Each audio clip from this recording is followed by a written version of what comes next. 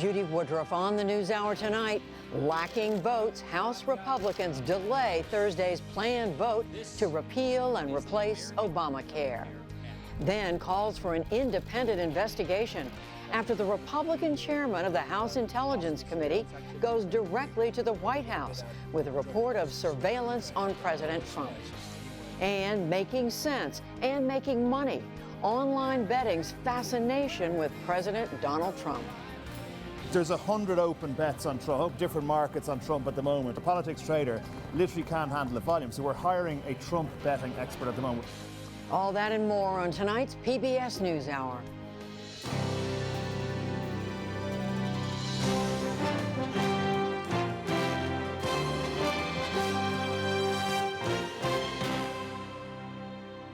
Major funding for the PBS NewsHour has been provided by... It's hard not to feel pride as a citizen of this country when we're in a place like this.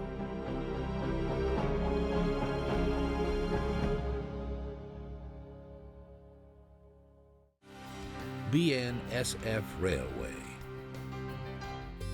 And by the Alfred P. Sloan Foundation, supporting science, technology, and improved economic performance and financial literacy in the 21st century. Supported by the Rockefeller Foundation, promoting the well-being of humanity around the world by building resilience and inclusive economies. More at rockefellerfoundation.org.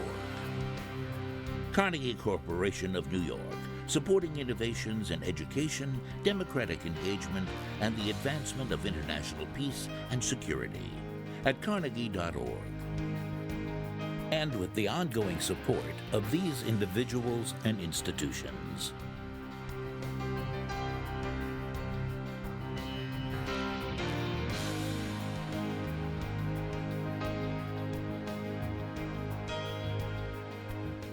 This program was made possible by the Corporation for Public Broadcasting and by contributions to your PBS station from viewers like you. Thank you.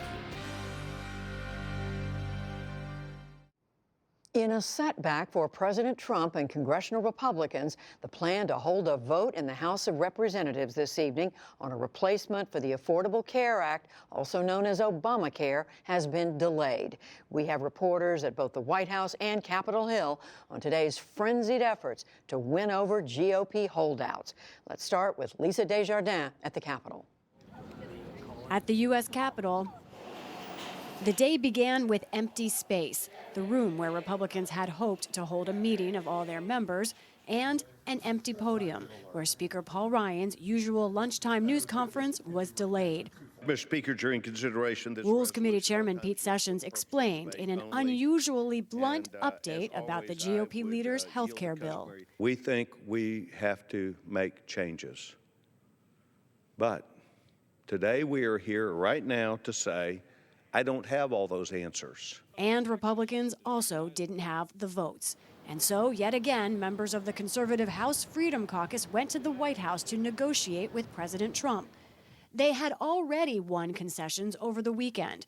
The bill would cut Medicaid spending by at least $880 billion over the next decade, and now gives states the options of cutting Medicaid further by possibly adding work requirements.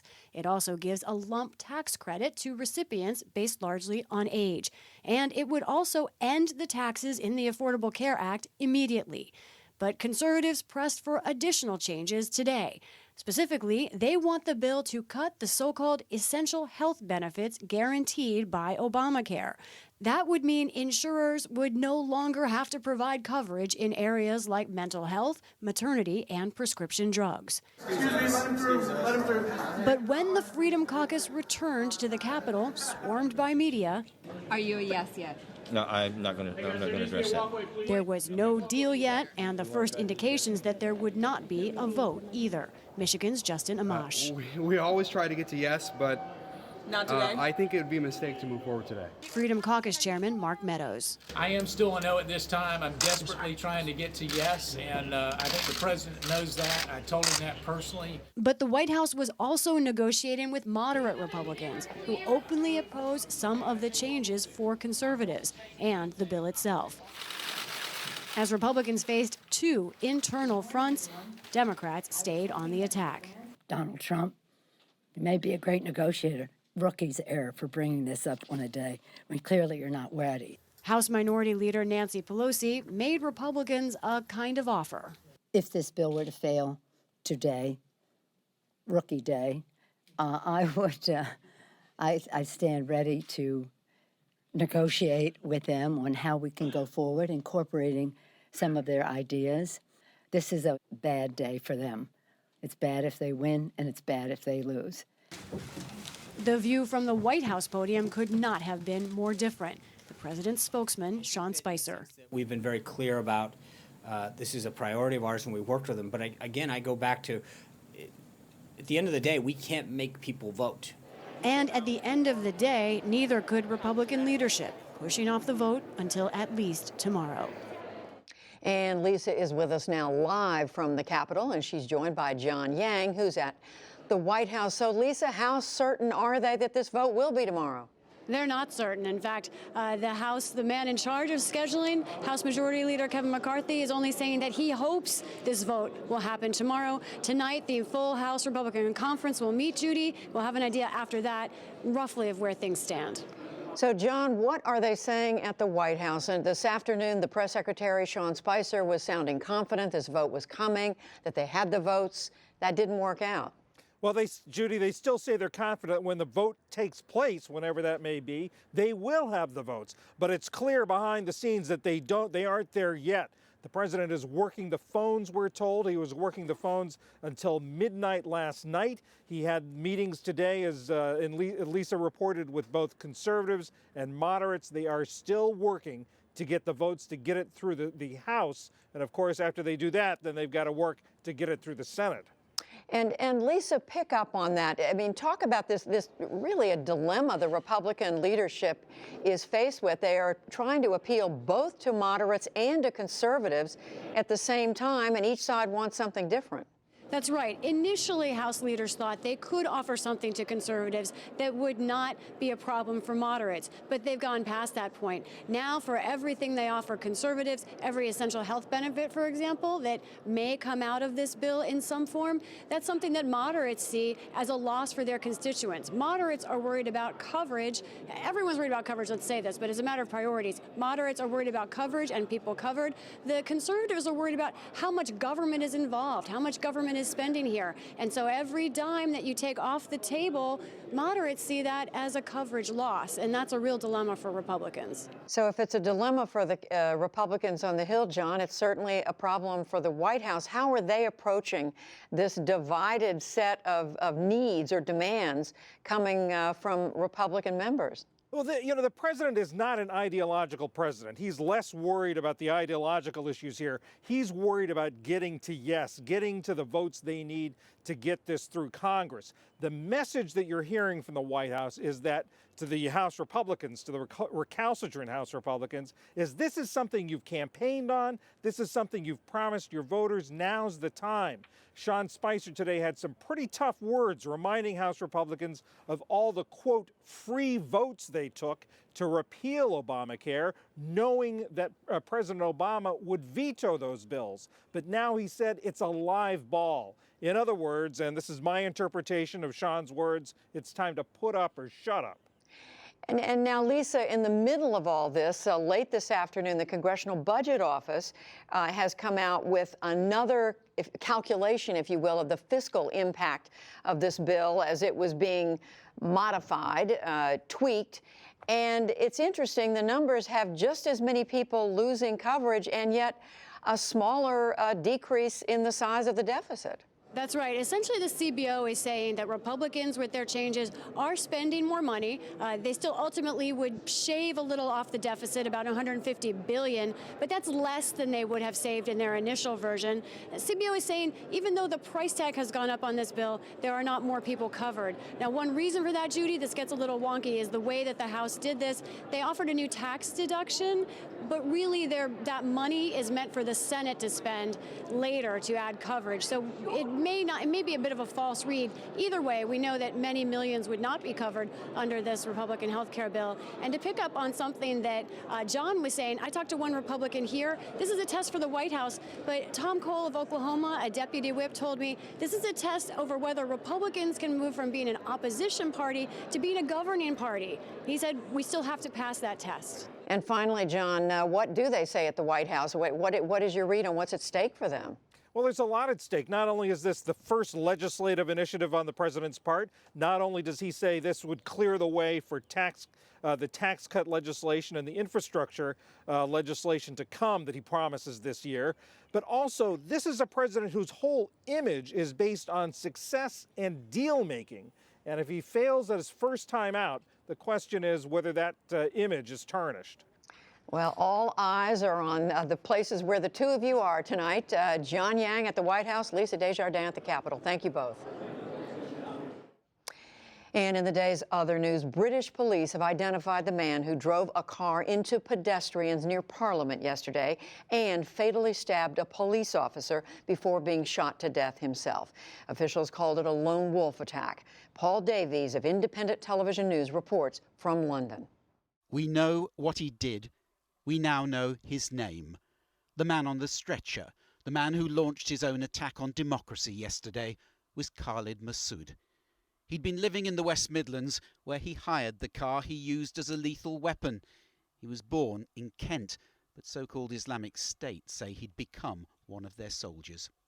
Today, because of his actions, flags were flying at half-mast over Parliament, while side by side a painstaking investigation into an act of terror was being conducted as the workings of the democracy he'd come to hate were continuing. The Prime Minister left Downing Street heading for the Commons in a show of business as usual. We are not afraid, and our resolve will never waver in the face of terrorism. There has been a huge and deliberate effort to reflect life as normal here, an impression that's been supported by the reopening of the bridge that was the scene of carnage yesterday. Aisha Frada, a 43-year-old who worked at a school in London, and Kurt Cochran, a 54-year-old American tourist, have been named as the two pedestrians knocked down and killed yesterday. 7 others who were injured by the terrorist car as it crossed Westminster Bridge are still said to be in critical condition. They include a Romanian woman seen in this footage falling into the Thames as she tried to avoid the vehicle. Last night, police raided properties in London, Wales and here in Birmingham. An operation that has continued through today. This evening, another victim of the attack died of her injuries. In Israel, police arrested a Jewish teenager today and said he is the main suspect in dozens of bomb threats against Jewish community centers in the U.S. The man also holds U.S. citizenship. He covered his face with a sweatshirt at a court hearing near Tel Aviv. His lawyer said he has behavioral problems. This is a young person that, because of his very, very serious medical condition, didn't serve in the army, didn't go to high school, didn't go to elementary school. So that's why the medical condition can actually affect the investigation. It is unclear what the suspect's motive might have been. His identity is being withheld by order of the court. The chairman of the Intelligence Committee in the House of Representatives apologized today after publicly disclosing and sharing with the president intelligence intercepts of the Trump transition team. Devin Nunes announced yesterday that these occurred during legal surveillance of foreign nationals. This and his briefing of the president came without first telling committee Democrats. Today, Nunes said it was a judgment call. But a Democrat on the committee, California's Jackie Speer, said that's not enough. He just apologized. He didn't specify what his apology was about. He knows full well that there is grave question about his objectivity. And I think over the next few days, we're going to assess whether or not we feel confident that he can continue in that role. Democrats accuse Nunes of trying to give Mr. Trump cover for unsubstantiated claims that President Obama wiretapped Trump Tower. We'll look into the partisan fighting over this and what happens next after the news summary. Secretary of State Rex Tillerson has told U.S. embassies to begin extreme vetting of foreigners applying for visas. Reuters quotes diplomatic cables that ask U.S. officials to identify, quote, populations warranting increased scrutiny. The report says Tillerson also wants mandatory social media checks for any applicant who has ever been in a territory controlled by the Islamic State group. The UN Refugee Agency is warning that the worst is yet to come for Iraqis in the western part of the city of Mosul. An estimated 400,000 civilians are trapped in areas still controlled by ISIS fighters as government troops fight to recapture the city. UN officials say they are in desperate need of food, medical aid, and basic supplies. As many as 12,000 have been fleeing each day. Democrats in the U.S. Senate served notice today that they will try to block the confirmation of Judge Neil Gorsuch to the Supreme Court. Minority Leader Chuck Schumer went to the Senate floor to announce his opposition. He also made clear that a filibuster is coming. After careful deliberation, I have concluded that I cannot support Judge Neil Gorsuch's nomination to the Supreme Court. His nomination will have a cloture vote. He will have to earn 60 votes for confirmation. My vote will be no, and I urge my colleagues to do the same. Under the current rule, majority Republicans would need to peel off at least 8 Democrats to get to 60 votes, or they can scrap that rule, allowing Gorsuch to be confirmed by a simple majority. Meanwhile, the judge's confirmation hearings wrapped up today with lawyers, advocacy groups, and others getting their say about Gorsuch for and against. And on Wall Street, the delay of the health care vote in the House wiped out an early rally. The Dow Jones Industrial Average lost 4 points to close at 20,656. The Nasdaq also fell about 4, and the S&P 500 slipped 2. Still to come on the NewsHour, calls for an independent investigation after the chair of the House Intelligence Committee apologizes for going straight to the White House. More U.S. troops on the ground in Syria, the potential impact of the Republican health care plan, and much more.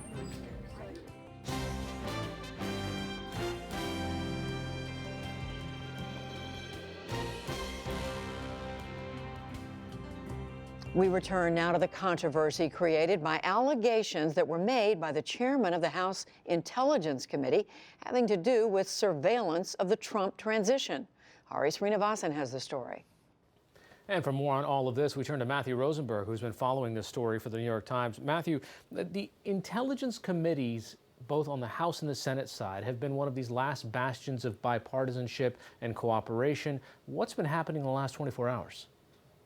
Well, first we had Devin Nunes going public with information that people close to Trump, he had gleaned their names from intercepts that were passed around the previous administration. It was really unclear what exactly he was saying. Then he went public, then he ran to the White House to brief the president before he even told his own committee members. And, you know, basically for all the Democrats on his committee in the House, this prompted them to say, look, this investigation is not going to be independent. Mr. Nunes is either going to be a White House surrogate or he's going to run an independent investigation. And it really threw into question whether the House could run an independent investigation. It also completely muddied the waters, but it wasn't really clear what he was talking about. You know, so when intelligence is gathered, you know, if the U.S., the NSA or the CIA are listening to a foreign official, if an American is on that, say, calls them, or an American is discussed by that official, that is called incidental collection. The American is incidentally swept up into the intelligence gathering. And when that intelligence is then spread to other parts of the government, their name and identity is supposed to be obscured. It's called masked or minimized. And Nunes sort of suggested they might have been unmasked inappropriately, but it's not really clear. It is incredibly confusing. That's part of the problem here. Today, Nunes went and apologized to his committee members, but the damage was really done here. You know, most of the work of these committees happens behind closed doors, not in front of cameras and microphones. When a piece of information comes to the committee, how does it usually work its way through, and what happened this time? What tends to happen is the first thing they do is they brief the rest of the committee on it. And depending on what kind of information it is, it remains private. In this case, this is classified information. The existence of these intercepts is classified. The contents are obviously classified. So Nunes did two things here. First, he didn't even brief his fellow committee members. He just went straight out to the public and then went to the White House, which is, of course, the subject of this investigation. And at the same time, he discussed classified information publicly. And this is a man who has complained about leakers extensively and grilled the FBI director about prosecuting leakers. So there's three different types of alternatives that are being proposed. Some people ask for a special prosecutor. I think Senator Jack Reed was calling for that today. Then there are folks that say we need a 9/11 style special commission. And then there's also people who say, well, let's take the select committee approach that may be similar to what happened in Benghazi. What's the likelihood of any of those three? You know, at this point, everything I predict around here doesn't go right. So I'm hesitant to kind of put the odds on this one. I think, you know, you're going to have a lot more Democrats pressing for a truly independent investigation, especially because the FBI is pursuing their own counterintelligence investigation, but there's a criminal element to that. And I think there are a lot of people on the Hill who would like to have an investigation that could bring charges if necessary. What's this done to the tension that exists between the two leaders of the committee? They had gone out of their way to make sure, as this investigation progressed, that this would be somewhat cordial and that they would be respectful of each other, trying to get to the same end goal. And that was what was sort of amazing about what happened yesterday, is that you're right.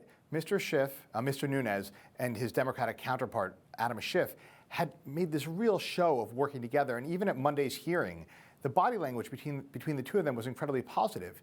And then yesterday, it seemed to just blow up.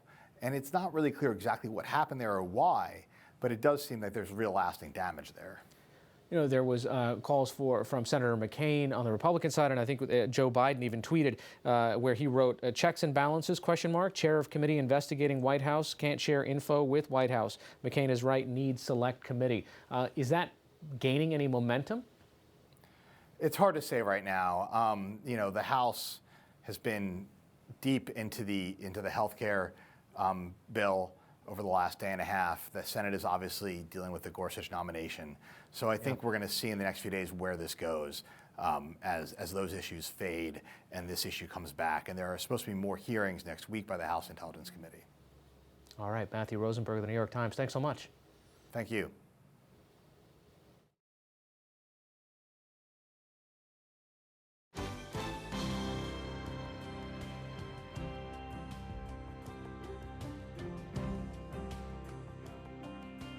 Stay with us. Coming up on the NewsHour, betting on the Trump presidency, exploring how memories can shape our present lives, and a brief but spectacular take on slam poetry. But first, how the Republican bill could change insurance coverage and costs if its core ideas become law. Our team has traveled across the country to capture the stories and the voices of those who could be most impacted. We have two of those profiles tonight. We start with the perspective of a small business owner and her employees in Zanesville, Ohio. She says she hopes that a new law would offer cheaper insurance options with fewer required benefits. That has been the source of much debate today and is a possible element in healthcare's next act. My name is Kelly Moore, and I am the Vice President of GCAM Auto Parts. We operate as a Napa Auto Parts store. It'll be in this. Before the ACA, we offered full insurance, as far as meaning that we paid, at that point, 80% of the premium. The employees paid 20% of the premium. It covered not only their office cares and their medical and hospital, but also prescription drug plan. My name is Darren Lawler. I'm 51. I've been with the company for around 7 years. When I first got here, I had insurance for my family and I through the company. You know, relatively good insurance. We had health care and we had dental, and it was affordable. When the exchanges opened and the Affordable Care Act came into play, every year, with the exception of one, my insurance went up double digits. for the first time ever. Thanks so much. Bye. We had mandates imposed on everyone, and those mandates made us cover things that we wouldn't normally be necessarily involved in. Suddenly, we are having to cover things like pregnancy and other conditions that my folks may not need the coverage on. And so, because we're having to share that mandate with everyone, our coverage had to go up. We had to scale back our premium portion from 80% to 70% and then to 60% in order to afford it. It got to the point for us as a company that it was no longer a benefit for the employees. We were forced to go out on our own. And affordable care isn't very affordable. At this point right now, my family and I do not have insurance because of the act, and we are actively searching, but we just have not come up with anything that we can afford at this point. It was gut-wrenching to make that decision, to pull that trigger. I lost sleep. I did everything I could. I spent most of my time at my desk, not doing the other duties of my job, but rather trying to crunch numbers to find a way to offer that insurance benefit. You can see it in her eyes.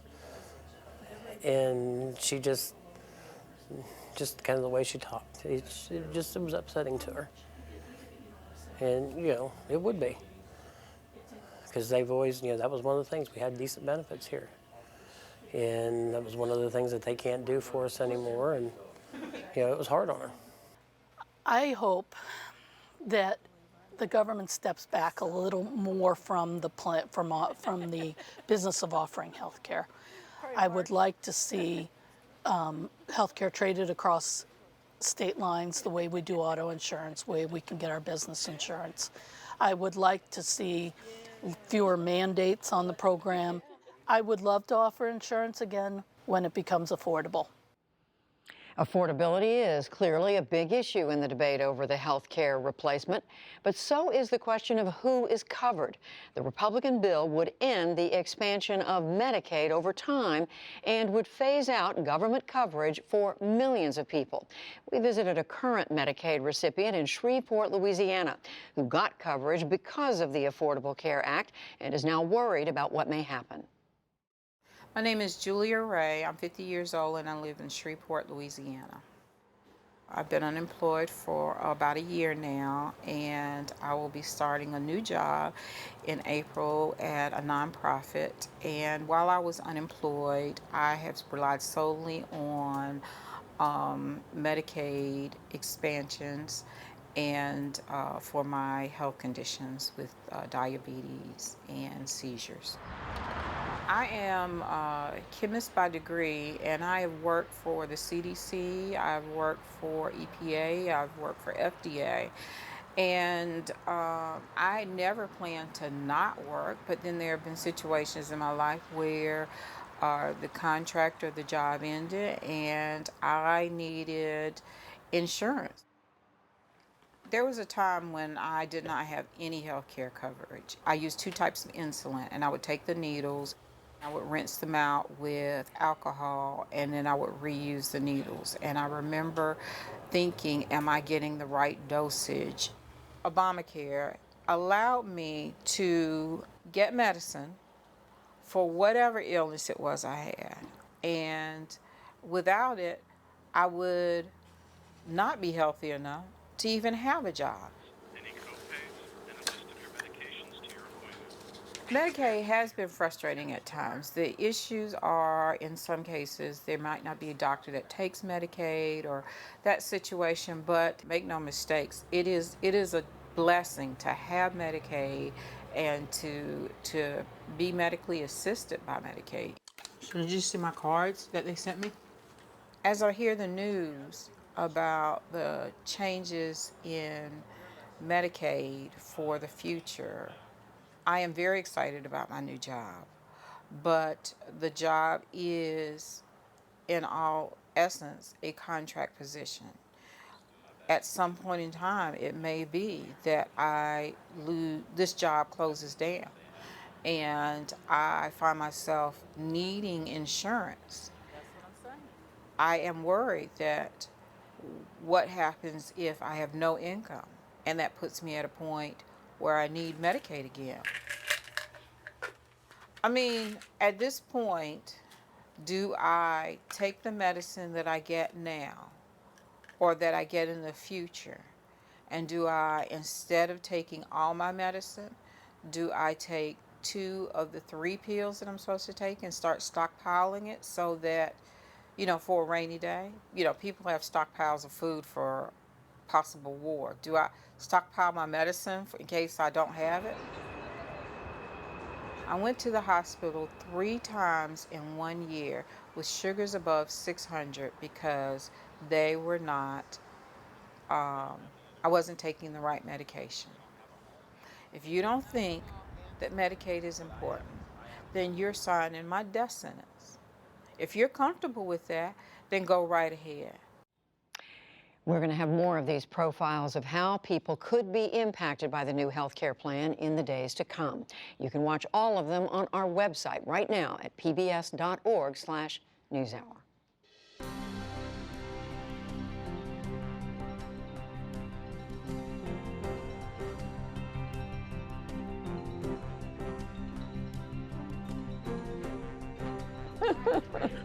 United States military involvement in Syria has deepened since President Trump took office. The Pentagon has authorized the deployment of 400 more troops, some of whom are already there. 500 special operations forces sent by the Obama administration are also on the ground. War planners reportedly are seeking to send an additional 1,000 U.S. troops to Syria.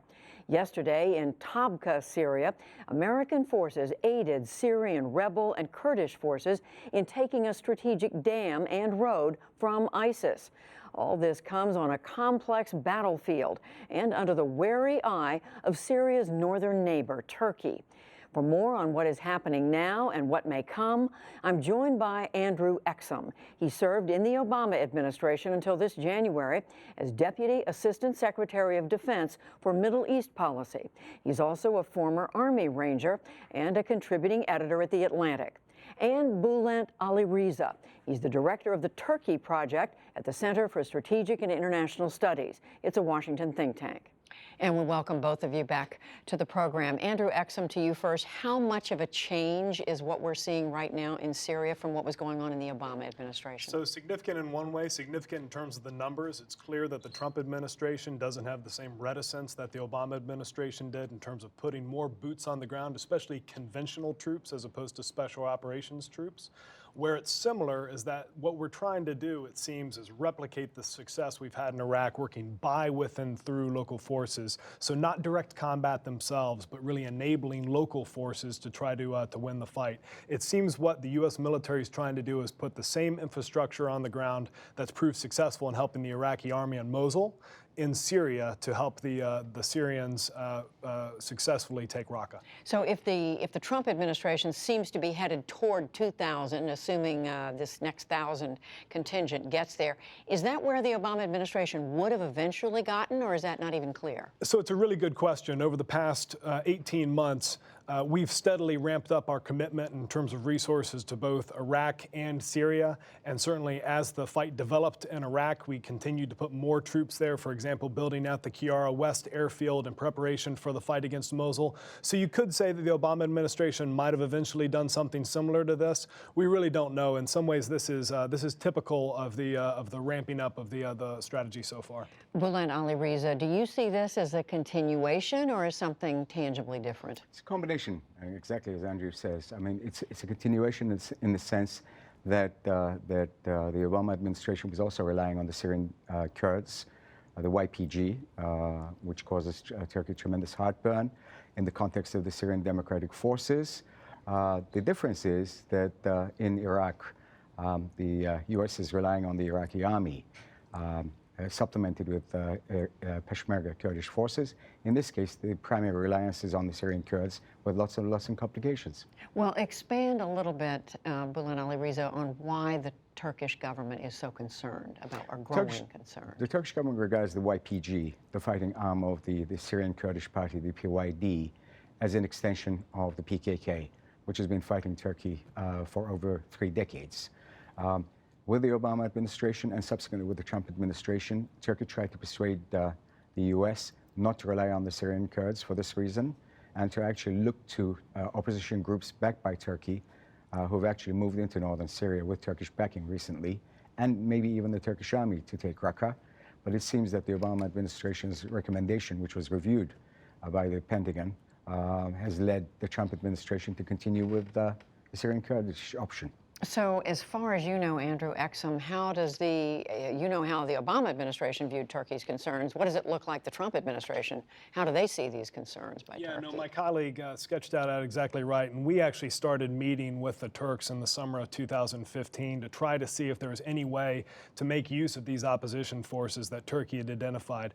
The bottom line is that there are too few of them, and they weren't combat ready in the same way that our other partners were ready. And the Turkish military was never on the table during the Obama administration, although of course Turkey committed its own forces into northern Syria late in the day in the administration. Unclear how this administration looks at it. I think they had been trying to see if there was some way they could do this without angering a NATO partner in Turkey, and this may be why they're putting more U.S. forces on the ground so that they don't have to provide the same type of equipment to the YPG they might have to had to have otherwise done if they had been trying to do this with fewer U.S. forces. So Bülent Alireza, as you step back and look at this, does it look like the Trump administration is making a smart move here in the way they're handling this? I think the primary motivation here is to try and live up to the commitment that Trump made during the campaign to actually deal with ISIS as quickly as possible. And in this case, the Syrian Kurds offered the best option in order to get this done as soon as possible. Beyond that, I think there are going to be lots of complications. But frankly, this is where we are, and nobody's really thinking beyond the takeover of Raqqa from ISIL. You assess it the same way? I do. I think the problems really begin in some ways after you take Raqqa, because it's clear that the Islamic State's going to retreat to Deir ez-Zor. The regime has a strong toehold in Deir ez-Zor. So I think the key questions going forward is, do you follow Daesh to Deir ez-Zor? Do you try to work with the regime in Russia? I think the geography only gets more complicated the farther south you go. And what about, Bülent Alireza, what about, to both of you, what about once ISIS is cleared out? Is there a plan for what to do with those spaces that are vacated, that are emptied out? Well, the Syrian government under Bashar Assad seems to have survived. Initially, the Obama administration, like Turkey and many other countries, was committed to his ouster. With Russian backing, with Iranian backing, they've survived. But in this process, ISIL emerged and began to be the problem within Syria and beyond that it has. Now, even if you take Raqqa, even if you take Mosul across the border in Iraq, unfortunately, the problem posed by radical jihadists is going to continue. Which spells... I think that's right. I think that, unfortunately, we've already put our U.S. special operators in a very difficult position in northern Syria already. You can see them refereeing between the Turkish-aligned forces and the U.S.-backed forces. I have real concerns about their ability to enable local forces to not just seize Raqqa, but then to hold Raqqa. And what's unclear to me is what's the end game? How do we eventually exfiltrate U.S. forces out of a very complicated situation in northern Syria once we've defeated the Islamic State? So for folks who are watching this, Bülent Alireza, and they're wondering, okay, what are the risks that the Trump administration is taking? How would you describe them? Well, the risks in Syria to the U.S., to the Trump administration are minimal. It's the risks beyond Syria posed by ISIL and other organizations like that. And so dealing with them in Syria, as I said, is relatively easy.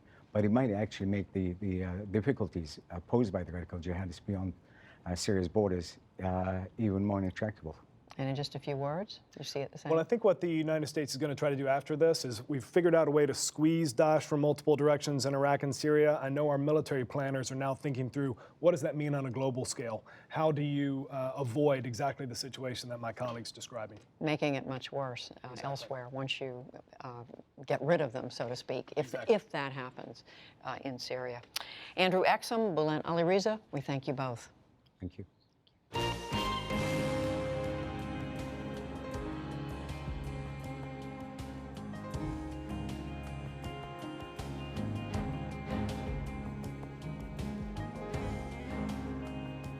President Trump is not only dominating the news here in the United States, his agenda and his style of governing is even the subject of betting markets of all things. Our economics correspondent Paul Salmon recently traveled to Dublin to meet with Ireland's most visible bookie about all things Trump. It's part of our weekly series, Making Sense. So how's the Trump action?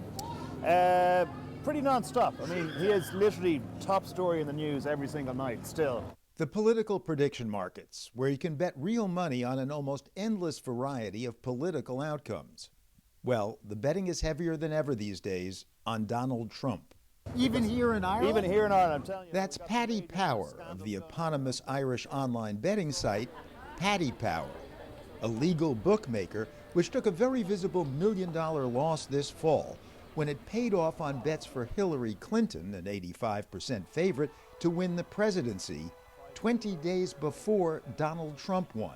We decided to pay out in Clinton early, and we got that completely wrong, obviously. So got Brexit completely wrong. Now, we've been covering various political prediction markets as a successful example of applied economics since the 2004 Bush-Kerry presidential campaign, when we featured New Yorker economics columnist James Surowiecki on the sidewalks of New York, crowdsourcing a guesstimate of the number of jelly beans in this jar. 500.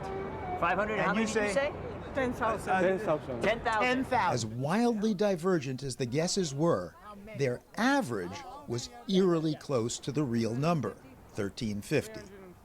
Surowiecki was touting the so-called wisdom of crowds, the theoretical advantage of markets and their supposed collective best guesses, which we cover here with the usual stock footage.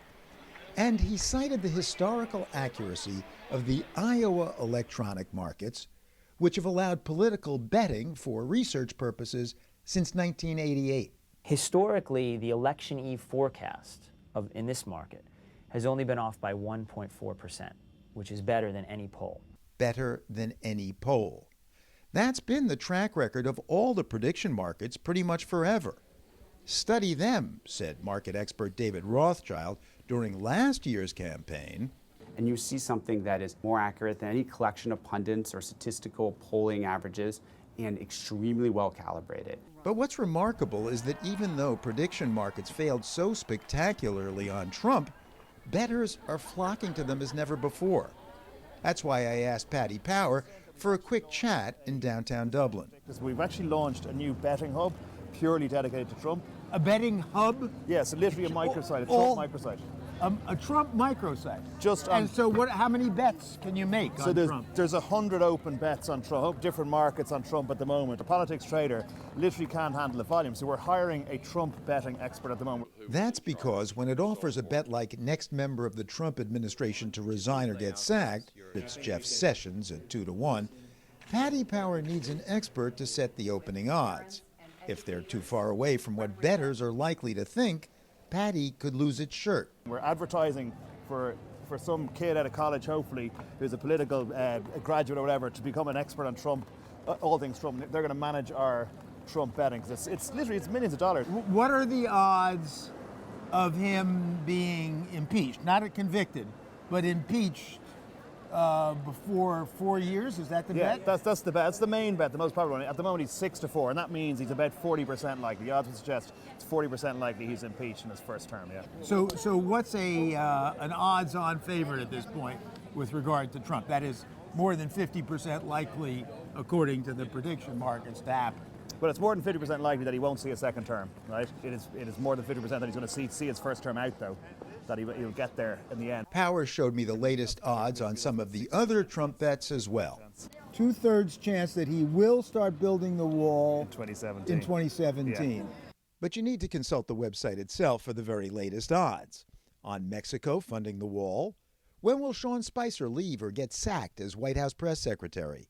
U.S. Congress inquiry to officially declare that Obama ordered a wiretap of phones in Trump Tower. It's the Irish, like those walking past us on Grafton Street, making real money Trump bets and presumably taking the odds seriously. But there's no reason at this point, is there, for me or anybody in the audience to believe these odds? No, absolutely not. We've been wrong, so wrong. So why have prediction markets failed as abysmally as they have? I think I've been thinking about this a lot because it is a head scratcher. But Mr. Power does have a theory. We're just behind the world, slowly going bonkers all around the world, because you see the way the political structure is just changing everywhere. I think it just taking us a bit of time to catch up with that, because we still look back at like we look at form, like in sports betting you look at form and what's happened before. Is this a horse that generally wins? Yeah, or this team always wins at home, or whatever it might be. Right. And when you look at the form, like that's literally ripped up and thrown out the window on this occasion, you know. Or with Donald Trump and so many other political phenomena these days, if you'll forgive the rather obvious cliche, all bets are off. Economics correspondent Paul Salmon reporting for the PBS NewsHour from Grafton Street in Dublin, Ireland.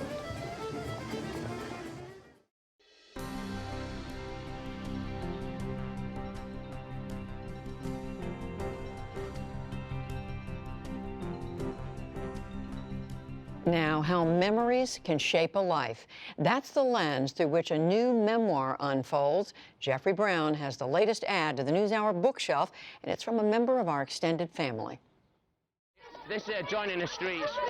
So, for years, Elizabeth Farnsworth traveled the world as a foreign correspondent for the NewsHour to hotspots such as Vietnam, Iran, Iraq, and Latin America. I very much wanted to be reporting where a lot was on the line. I think you may share this. I think that that's what reporters like to do and want to do, and where it's really important that you get the story that's the truth.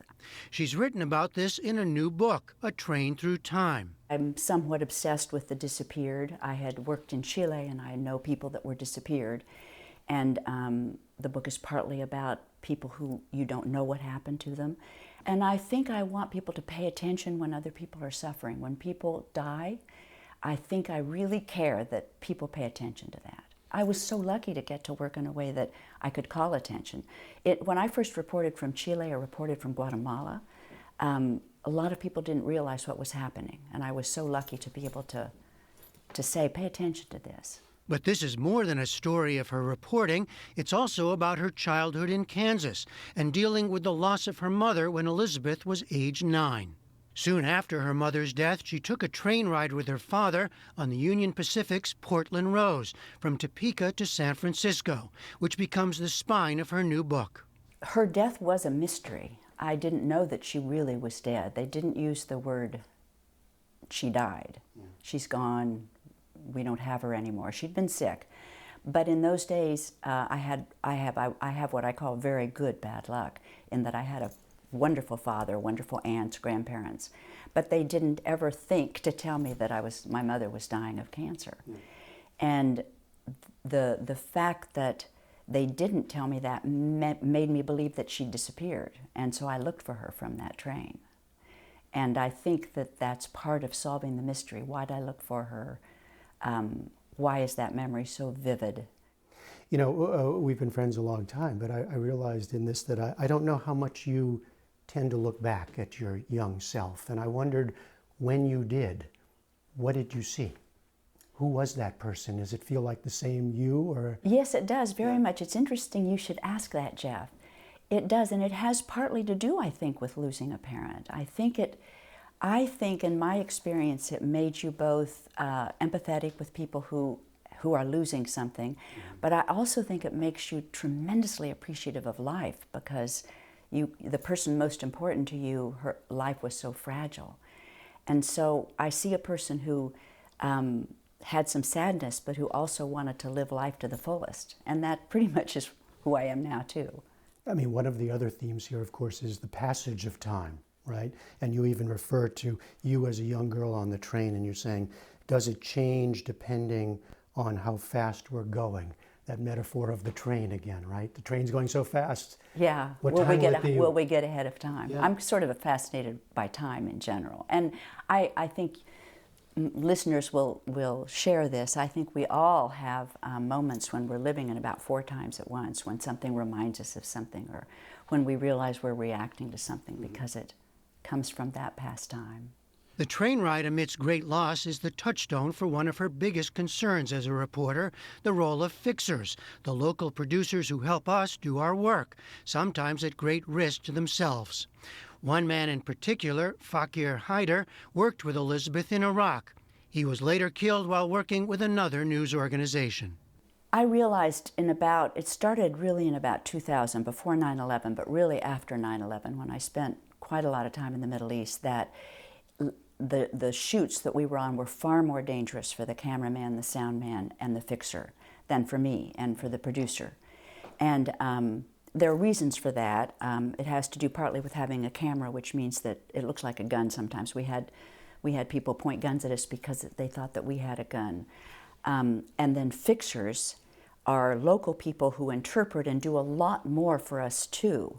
And we all are probably going to get helped in going back home if something bad happens. You have somewhere to go too. Yeah. Yeah. And the fixer doesn't. And I won't take the time here, but I could tell you stories of ways in which correspondents hurt fixers by not being sensitive to them.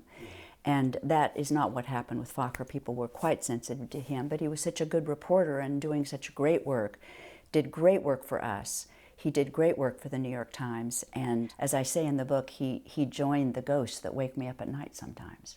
You know, there is an interesting blend of fact, it's all that we're talking about here, and fiction, of deeply reported events and your imagination.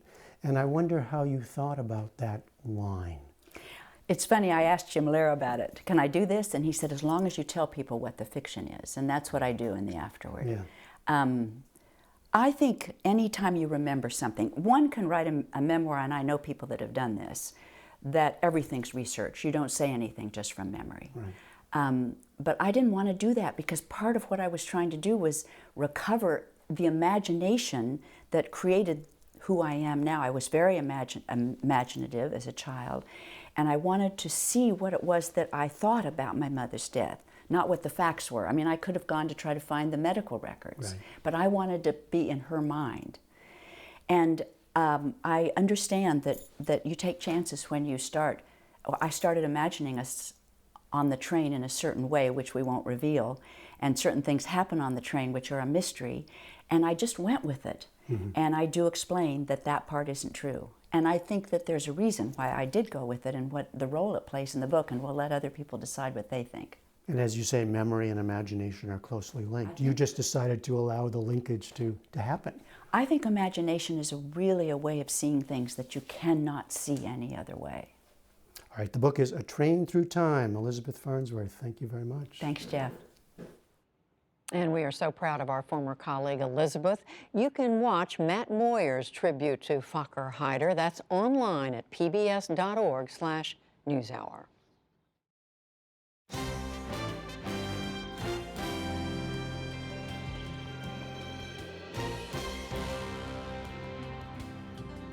Finally, another in our brief but spectacular series where we ask interesting people to describe their passions.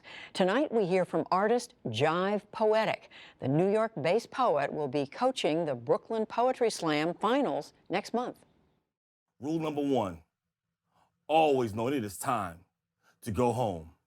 Summer camp was free lunch in the park, then back home. Trip to Manhattan, then back home. No matter where you were, if those street lights came on and you was not home, there was a problem. If mama had to look for you, if community got involved, a problem. And solutions never came easy. We still have not solved what happened to little Tasha. And mama used to say, be aware of emergency vehicles, police cars, sirens, screams, cries, tears, all emergency vehicles. Be aware of how far away they are, how fast that far closed closer, how close that closed far was too late, they're tardy. Always made us the most almost riots, always made them the most almost panicked, always answered their cavalier with middle finger and curse words spoken in thrown bottle dialect, always raged into flames as if our bodies were built from the kiss of match and gas can, because we have not forgotten, we have not forgotten, we have not forgotten. Carmela Stevenson was alive when them sirens came, dead when negligence dropped her from gurney to sidewalk, and mama used to say, distraction will get you killed. Pay attention to your environment. Pay attention to your environment. You too have instincts for a reason. Use them like childhood streetlights. They will always tell you when it is time to go home.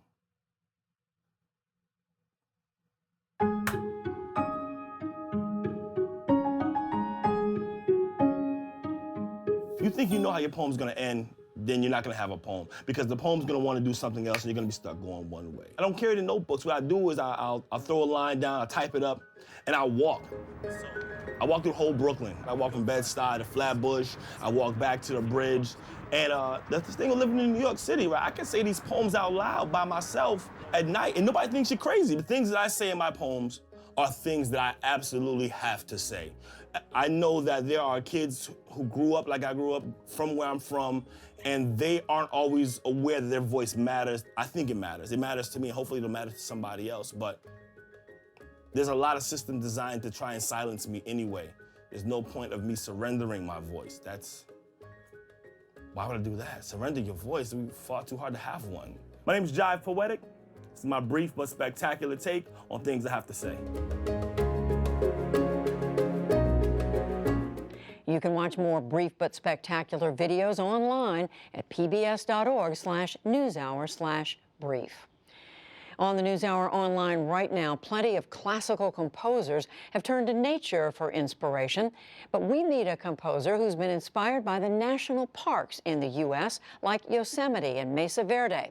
That's on our website, pbs.org/newshour. And that's the NewsHour for tonight. On Friday, analysis of another full week in politics with Mark Shields and David Brooks. I'm Judy Woodruff. Join us online and again right here tomorrow evening. For all of us at the PBS NewsHour, thank you, and we'll see you soon. Major funding for the PBS NewsHour has been provided by... Our tradition has been to take care of Mother Earth because it fed us, gave us water that gives us life. The land is here for everyone. BNSF Railway. And with the ongoing support of these institutions.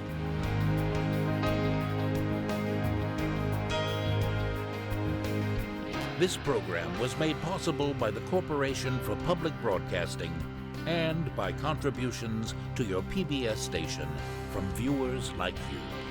Thank you.